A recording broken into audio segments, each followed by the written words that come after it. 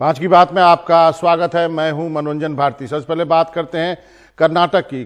कर्नाटक के सरकारी अस्पताल में 24 मरीजों की मौत की खबर है।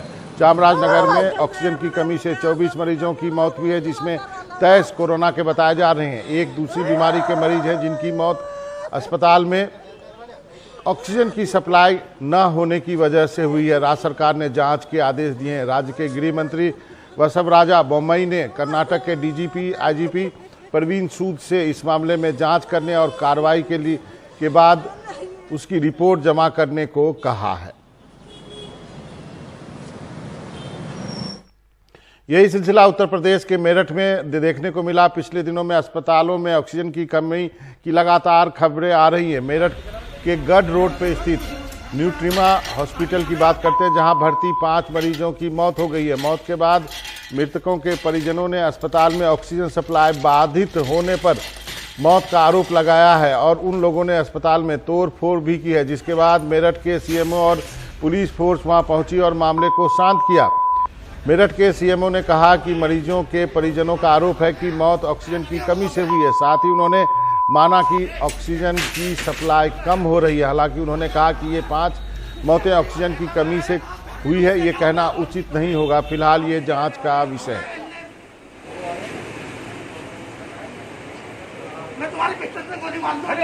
मैंने यहाँ पे जो ट्रीटिंग डॉक्टर्स उनसे बात की, तो जितने भी मरीज जो एक्सपायर हुए हैं वो कोमॉर्बिड थे और बीमार थे, और यहाँ के परिजनों का कहना है कि यहाँ पे कुछ क्षण के लिए डिसरप्ट हुआ था ऑक्सीजन बहुत इस समय सप्लाई बहुत टाइट है। कोशिश शासन की तरफ से की जा रही है कि लगातार हर जगह थोड़ा थोड़ा दें। ये आपको मालूम है, मेरे संज्ञान में 5 लोगों को एक्सपायर हुए हैं पूरे दिन के अंदर, और ये जांच का विषय है कि ऑक्सीजन की कमी की वजह से हुई है या किस कारण से हुई है।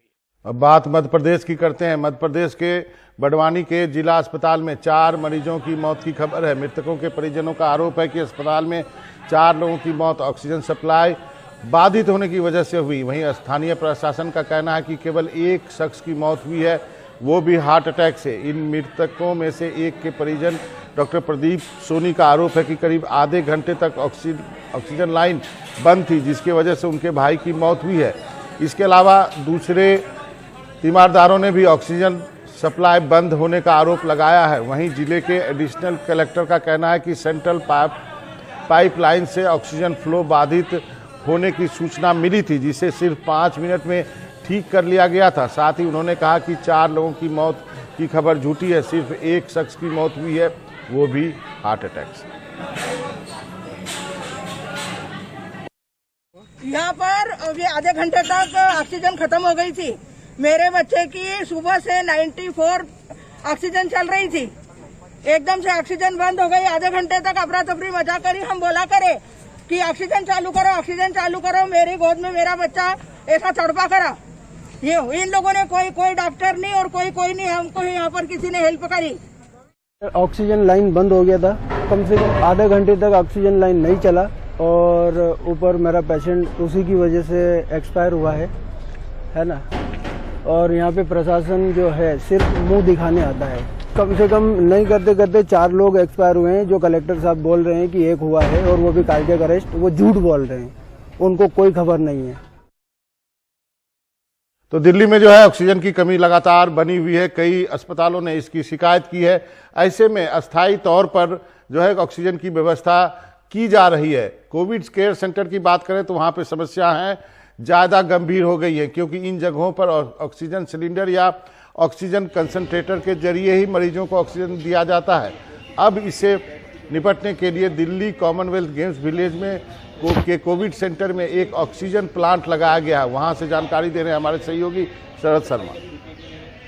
दिल्ली के एक कोविड केयर सेंटर ने अपना ऑक्सीजन प्लांट लगा लिया है इस समस्या से निपटने के लिए। ये देखिए, ये मैं कॉमनवेल्थ गेम्स विलेज में जो कोविड केयर सेंटर बनाया गया है यहाँ पर हूँ, और ये देखिए, ये ऑक्सीजन प्लांट, अपना ऑक्सीजन प्लांट इस कोविड केयर सेंटर ने लगा लिया है। यानी कि एक तरह से आत्मनिर्भर होने की तरफ, आत्मनिर्भर कोविड केयर सेंटर बनने की तरफ अब ये बढ़ चुका है। ये जो कोविड केयर सेंटर है, ये डॉक्टर्स फॉर यू करके संस्था है जो दिल्ली में 4 कोविड केयर सेंटर अलग अलग जगह पर चला रही है, उसकी ये व्यवस्था है। उसने अपने स्तर पर ये व्यवस्था की है कि प्लांट लगा लिया है जिससे कि मरीजों को ऑक्सीजन की दिक्कत ना हो। डॉक्टर सैयद है हमारे साथ, डॉक्टर फॉर की तरफ से। सर बहुत बहुत स्वागत है आपका।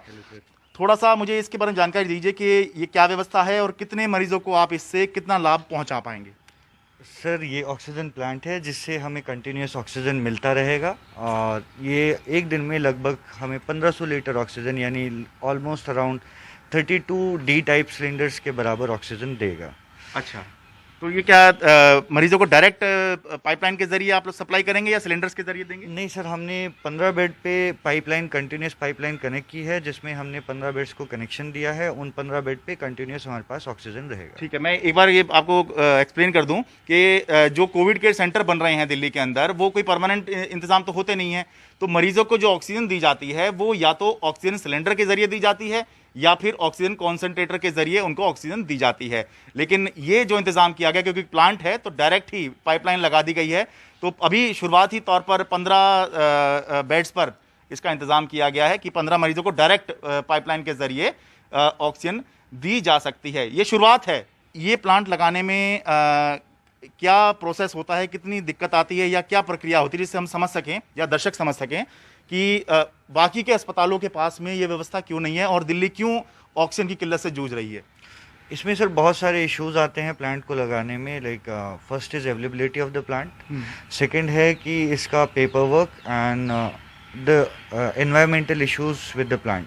अच्छा, ठीक है, उसके लिए इसका पेपर वर्क बढ़ जाता है, but luckily Doctors for You got all the work done and we are thankful to central government and state government for all those things and to our donors as well। ठीक है, मतलब अभी availability क्या, मतलब कुछ मिलने में समस्या आती है कि ये जो सारी चीज़ें हैं, ज़्यादातर चीज़ें इंपोर्ट करनी पड़ती हैं, दैट इज़ वन इशू। आपकी इस फैसिलिटी में जो है कितने बेड्स हैं और कितने ऑक्सीजन बेड्स हैं, जिससे समझ सकें दर्शक?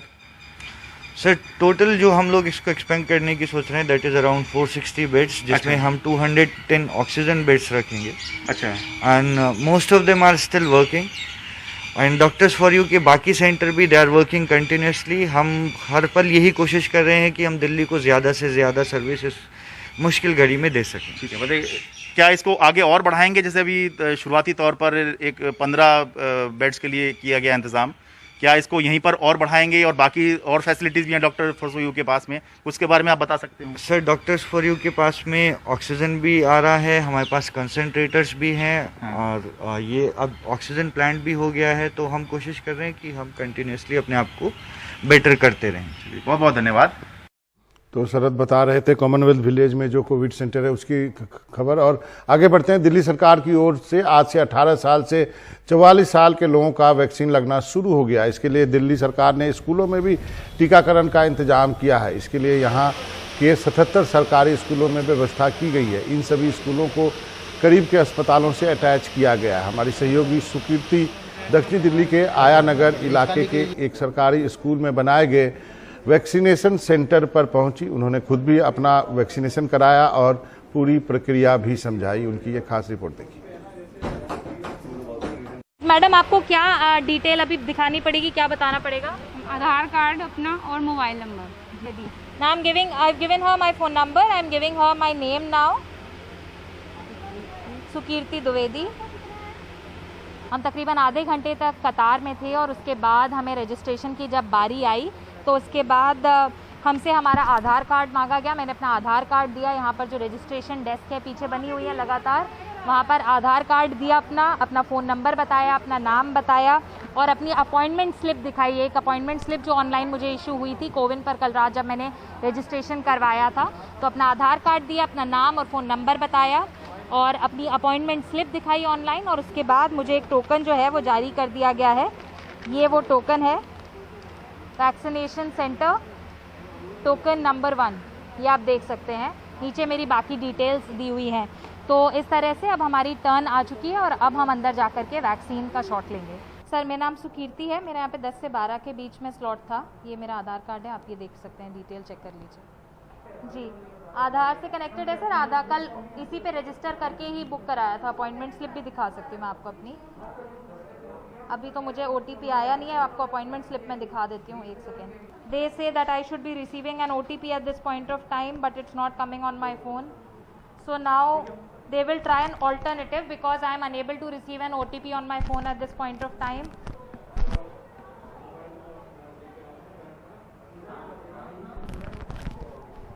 Mask निकालना पड़ेगा. So in case there are system issues, the officials here will try and help you out. That is what they did in my case. But please understand that there are no walk-in vaccinations that are happening. You need to have an appointment in the system. So this takes barely a second for you to receive the jab, and 45 days के बाद second dose लगेगी. Fever आए तो paracetamol की दवाई लेनी है. अभी आधा घंटा बाहर बैठोगे, इसके बाद घर जाना है. मास्क का प्रयोग हमेशा करना है. Thank you. हमें इस समय शॉट लग चुका है कोविशील्ड वैक्सीन का.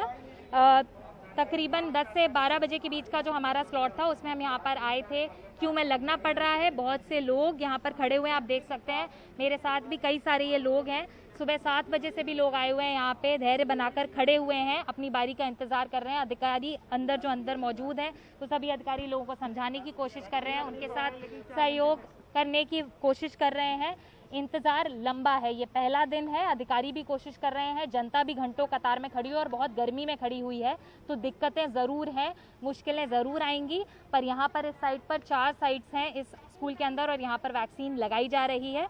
हम जब अंदर गए तो अपॉइंटमेंट स्लिप अपनी दिखाई, जो हमने कल रात को अपॉइंटमेंट बुक किया था उसकी. सिस्टम ने हमारी डिटेल्स, इश्यूज़ आ रहे थे, नहीं एक्सेप्ट हो रही थी, तो वापस उन्होंने ऑल्टरनेटिव के तौर पर आधार कार्ड को अपलोड किया, दोबारा एक फ़ोटो खींची और वापस क्रॉस वेरीफाई किया सारी डिटेल्स को, और फिर वैक्सीन का शॉट लगाया. और पूरे प्रोसीजर को यहाँ पर फॉलो किया जा रहा है. पर चूंकि पहला दिन है, 10 तरह के कन्फ्यूजन है. यहाँ पे कई सारे लोग हैं जो 45 से ऊपर के हैं, वो भी आ गए. उनको कहा जा रहा है कि उनकी कतारें अलग लगेंगी. तो दिक्कतें हैं, पहला दिन है, लंबे इंतज़ार होंगे, थोड़े धैर्य की ज़रूरत है जनता की तरफ से भी. और अधिकारी भी हैं यहाँ पर, वो भी लगातार कोशिश कर रहे हैं कि आपको जल्द से जल्द शॉट लग सके.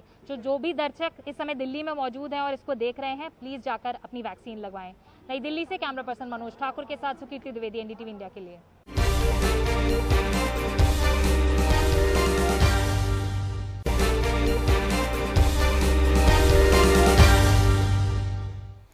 देश भर में लगातार कोरोना के मामले बढ़ रहे हैं. पिछले 24 घंटे में 3,68,000 से ज़्यादा मामले सामने आए.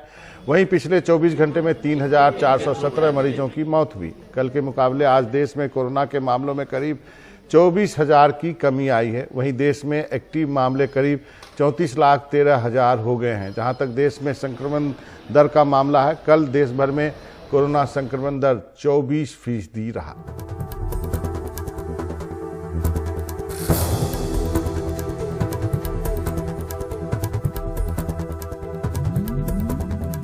कोविड से डरकर अगर बहुत ज़्यादा स्कैन करा रहे हैं तो सावधान हो जाए. एम्स के निदेशक डॉक्टर रणदीप गुलेरिया का कहना है कि अगर माइल्ड कोविड है तो आप घर पर हैं तो CT स्कैन से कोई फ़ायदा नहीं होगा. कुछ पैचेज दिखेंगे लेकिन नुकसान ज़्यादा होगा. डॉक्टर गुलेरिया के मुताबिक ग्राफिक इन CT स्कैन से 300 से 400 चेस्ट एक्सरेज के बराबर है. एक CT स्कैन बार बार कराने से कैंसर तक हो सकता है.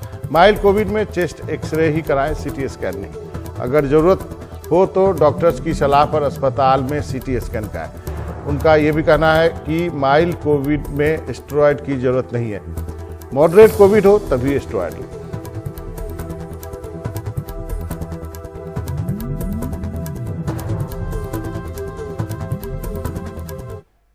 बहुत ज़्यादा लोग करा रहे हैं और ये सोचते हैं कि जब भी उनकी कोविड पॉजिटिव रिपोर्ट आई तो एकदम CT करा लें. सबसे मैं पहले ये कहना चाहूँगा कि शुरू में CT कराने का कोई फ़ायदा नहीं है. माइल्ड जो आपको अगर इन्फेक्शन है, माइल्ड कोविड है, तो CT से कोई फ़ायदा नहीं है. CT में कुछ पैचेस आएंगे. कई स्टडीज़ हुई हैं. एक स्टडी हुई है जिन्होंने एसिम्टोमेटिक लोगों में CT देखा और ये पाया कि 30 से 40% एसिम्टोमेटिक लोग जिनको कोई लक्षण नहीं है, सिर्फ उनका कोविड पॉजिटिव है, उनके CT में भी कुछ पैचेस आते हैं और वो अपने आप बिना ट्रीटमेंट के ख़त्म हो जाते हैं. तो इसलिए CT कराने का कोई फ़ायदा नहीं है, स्पेशली अगर आपको माइल्ड इलनेस है, आप होम आइसोलेशन पे हो और आपकी सैचुरेशन ठीक है और कोई ऐसे कोई लक्षण नहीं है. दूसरा, इसका नुकसान समझने की ज़रूरत है. अगर हम एक सीटी कराते हैं, it is equivalent to almost 300 to 400 chest x-rays. आपने एक सीटी कराया तो आप ये समझ लें कि आपने अपने 300 एक्सरे करा लिए चेस्ट के।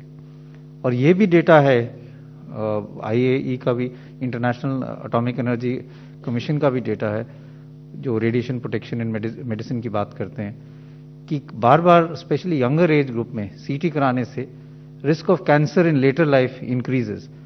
तो आप अपने आप को नुकसान ही ज्यादा करा रहे हैं जब उसकी जरूरत नहीं है, क्योंकि आप अपने आप को रेडिएशन एक्सपोजर कर रहे हैं और उससे बाद में कैंसर होने का चांस बढ़ सकता है। हरियाणा सरकार ने कोरोना के बढ़ते मामलों को देखते हुए 7 दिन का लॉकडाउन लगाया है। वहीं यहां के रेवाड़ी शहर के एक हॉस्पिटल में सोशल डिस्टेंसिंग की जमकर धज्जियां उड़ाई गई। इस अस्पताल में लोग टीका लगवाने पहुंचे थे। अस्पताल के हॉल में लोग घंटों तक जमे रहे, लेकिन किसी ने कोरोना महामारी की परवाह नहीं की। ये तस्वीर आप देख सकते हैं, आपकी स्क्रीन पे है। इसके लिए राज्य का स्वास्थ्य विभाग भी जिम्मेवार है, क्योंकि यहाँ सोशल डिस्टेंसिंग से जुड़ी कोई व्यवस्था नहीं की गई थी। ये रेवाड़ी की तस्वीर है।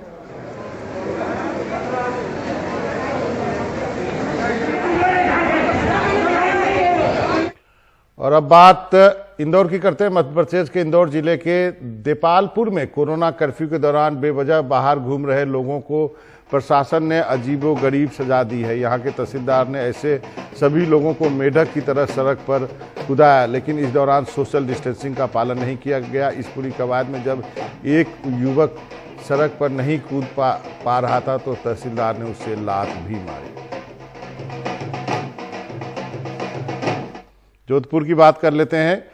कोरोना की चेन तोड़ने के मकसद से राजस्थान में कर्फ्यू लगाया गया, लेकिन लोग कर्फ्यू में भी मनमानी करते हैं, नियमों का पालन नहीं करते। जोधपुर में ऐसे लोगों के खिलाफ पुलिस सख्त कार्रवाई कर रही है। कई मामले में पुलिस ऐसे लोगों को हिरासत में ले रही है और उन्हें 3 दिन क्वारंटाइन में रहने के लिए कहा जा रहा है।